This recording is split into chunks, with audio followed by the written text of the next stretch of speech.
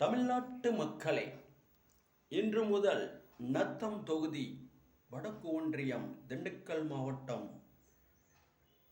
திமுக செந்துறை ஊராட்சி குரும்பப்பட்டியில் அமைந்துள்ள ஸ்ரீ மகாலட்சுமி அம்மன் கோவில் வளாகத்தில் 60 ஜோடிகளுக்கு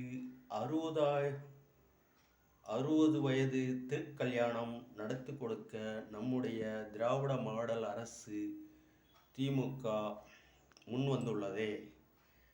60 வயது நிரம்பிய ஆண் பெண் இருவருக்கும் கிட்டத்தட்ட 500 ஜோடிகளுக்கு திருக்கல்யாணம் நடத்தி கொடுக்க தமிழ்நாடு அறநிலைத்துறை அமைச்சர் சேகர்பாபு ஐயா அவர்கள் முன்வந்துள்ளார்கள்.